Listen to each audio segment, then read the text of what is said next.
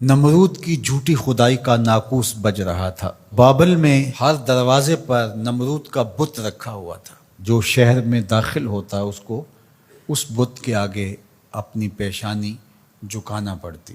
اللہ نے حضرت ابراہیم علیہ السلام کو رشد و ہدایت کا نور دے کر کے اس دنیا کے اوپر بھیجا۔ حضرت ابراہیم علیہ السلام لوگوں کے رویے جو ان بتوں کے ساتھ جڑے ہوئے تھے اس سے بہت آزردہ تھے۔ قوم سال میں ایک بہت بڑا میلہ منعقد کیا کرتی تھی شہر سے باہر، اور سب وہاں جایا کرتے تھے۔ ناچ گانا ہوتا، رقص و سرود کی محافل ہوتی۔ جناب ابراہیم بھی بلوغت کی عمر میں قدم رکھ چکے تھے۔ کہا کہ آپ بھی آئیے۔ فرمایا انی سقیم، میں تمہارے رویوں سے پہلے ہی بیزار ہوں، تنگ دل ہوں، تو مجھے مزید وہاں لے کے جانا چاہو گے؟ یہ تو کبھی نہیں ہو سکتا۔ تو وہ بتوں کے آگے مختلف اشیاء رکھ کے چلے جاتے تھے۔ تو ابراہیم علیہ السلام گھر سے نکلے، ہاتھ میں کلہاڑا لیا اور ان کے مرکزی بت خانے میں داخل ہو گئے۔ دیکھا کہ انواع اقسام کے کھانے ان بتوں کے سامنے پڑے ہیں، تو کہا کھاتے نہیں ہو؟ اب وہ کیا جواب دیں؟ مجسمے ہیں پتھر کے۔ تو دوسرا سوال کیا، ما لکم لا تنطقون، بولتے نہیں ہو؟ کچھ بولو نا، کیوں نہیں کھاتے ہو؟ قرآن نے تعبیر کیا اس انداز کو، تو دائیں ہاتھ سے زور کی ضرب ماری، فجعلہم جزازا، ان کے ٹکڑے ٹکڑے کر کے رکھ دیے، چورا چورا کر دیا۔ الا کبیر اللہم، جو بڑا بت تھا اس کو بس چھوڑ دیا، اس سے کوئی صلح نہیں تھی۔ یہ حضرت ابراہیم کا ایک طریق تھا۔ اب وہ میلہ دیکھ کر واپس آئے۔ ان کی عادت یہ تھی کہ واپس آ کے سب سے پہلے بت خانے میں ہی آتے۔ تو وہاں دیکھا کہ ان کے جھوٹے خداؤں کا کسی نے تیا پانچا کر کے رکھ دیا۔ ظاہر ہے کہ ان کے خداؤں کے ساتھ یہ ہوا تھا تو ان کی تو عقیدت وابستہ تھی۔ ان کے پروہت چیخنے لگے، پجاری رونے لگے، اور عجیب شور مچ گیا، ہمارے خداؤں کے ساتھ کوئی یہ کیسے کر سکتا ہے؟ ظالمین سے ہے جس نے یہ کیا ہے۔ شہر کا شہر جمع ہو گیا، آیان سلطنت جمع ہوئے۔ انہوں نے کہا کہ ایک ہی نوجوان ہے اس پوری معاشرت میں جو ان بتوں کی برائی بولتا ہے، تو یہ اسی کا کیا دھرا ہو سکتا ہے، اور کون کر سکتا ہے؟ کہا اس کو لوگوں کے سامنے لاؤ۔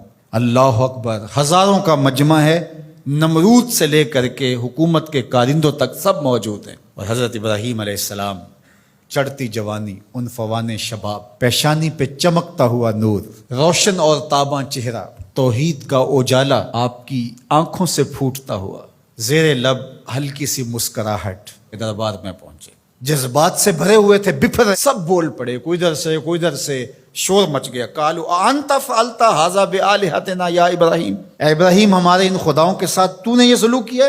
ان کے لہجوں سے شرارے برس رہے تھے، آنکھیں ہیں کہ نوچ لیں گی جناب ابراہیم علیہ السلام کو۔ جلاد تیار کھڑے تھے کہ حکم شاہی آئے اور ہم تکہ بوٹی کر کے رکھ دیں۔ آگے سے جواب سنیے کیا آتا ہے۔ قال بل فعلہ کبیرہم، کب بڑے نے کیا ہوگا، کلہاڑا تو اس کے کندھے پہ پڑا ہے۔ اچھا یہ نہیں بولتا تو ان سے پوچھ لو تمہارے ساتھ یہ کس نے کیا ہے، یہ اپنے خداؤں سے پوچھ لو۔ اللہ اکبر، یہ کاٹ تو کلہاڑے کی کاٹ سے بھی سخت تھی۔ یہ جو بفر کے اچھل کے باتیں کر رہے تھے، اپنے ضمیر کی طرف پلٹے، اور اندر سے ضمیر نے کیا آواز دی، تم خود ہی ظالم ہو، جو اپنا دفاع نہیں کر سکتے تمہارے معبود کیسے ہو سکتے ہیں؟ اپنے سروں کو جھکائے ہوئے آیان سلطنت بھی، اور بڑے بڑے پروہت، اور بڑے بڑے پجاری، اور بڑے بڑے قبیلوں کے سردار، وزیر مشیر، سب کے سر جھک گئے، اور جھکے ہوئے سر سے آنکھیں چار نہیں کر سکتے تھے، اور بولتے کیا ہیں، لقد علمت ما هؤلاء ينطقون، ابراہیم تو جانتا ہے یہ بولتے نہیں۔ بس اسی موقع کے انتظار میں تھے حضرت ابراہیم۔ پھر حضرت ابراہیم کھڑے ہوئے، اللہ کا پیغمبر بولنے لگا، قال افتعبدون من دون اللہ ما لا ينفعکم شیئا ولا یضرکم اف لکم ولما تعبدون من دون اللہ افلا تعقلون۔ کا افسوس ہے تمہارے اوپر، ان کو پوجتے ہو جو تمہیں فائدہ بھی نہیں دے سکتے، نقصان بھی نہیں دے سکتے۔ اف لکم، یہ کاٹ ہے جو کلہاڑے سے بھی سخت ہے، یہ ضرب لگ رہی ہے، اف لکم، افسوس ہے تمہارے اوپر، ولما تعبدون من دون اللہ، اور ان پر افسوس ہے جن کو تم اللہ کے علاوہ پوجتے ہو۔ افلا تعقلون، تمہاری کھوپڑی میں دماغ نہیں؟ سوچو تو صحیح۔ اب اس کا کیا جواب ہو سکتا تھا؟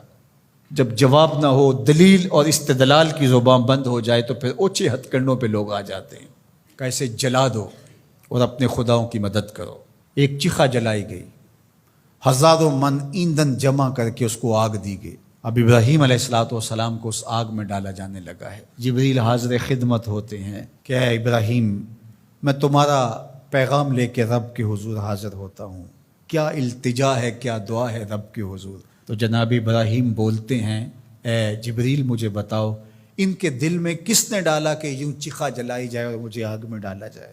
کہا رب جلیل نے۔ کہا جلیل کی یہ مرضی ہے تو خلیل کی بھی یہی مرضی ہے۔ جے سونا میرے دکھ وچ راضی، جے سونا میرے دکھ وچ راضی، میں سکھ نو چلے ڈاواں۔ اگر وہ اس بات پہ راضی ہے کہ میں جلوں تو 100 بار جلنے کے لیے تیار ہوں۔ ادھر گھما کر کے آگ میں ڈالا جانے لگا، ادھر فرمان الہی آگ کے نام آیا، قلنا یا نارو کونی بردم و سلامن علی ابراہیم۔ اے آگ میرے ابراہیم پر ٹھنڈی ہو جا، لیکن سن سلامتی کی ٹھنڈی ہونا، اتنی ٹھنڈی بھی نہیں کہ میرے خلیل کو سردی لگنے لگ جائے۔ اب ابراہیم علیہ السلام جب آگ میں گئے، وہ رسیاں تو جل گئیں لیکن آپ کے بدن کا ایک بال بھی نہیں جلا، اور بالکل آگ کے درمیان میں جنت کی ٹھنڈی ہوائیں چل رہی تھی، اور ابراہیم کو اللہ نے بہلانے کے لیے فرشتے بھیج دیے۔ 40 دنوں کے بعد جب آگ بجھنے لگی اور کوئلے دہک رہے تھے اور آگ کے لاوے کم ہوئے، تو لوگوں نے دیکھا کہ ابراہیم تو کوئلوں سے چلتے ہوئے یوں آ رہے تھے جس طرح کوئی نازنی پھولوں پہ چل کے آ رہا۔ کسی نے حضرت ابراہیم سے پوچھا زندگی کے بہترین لمحے کب تھے؟ کہا وہی 40 دن جو میں نے آتش نمرود میں بسر کیے تھے۔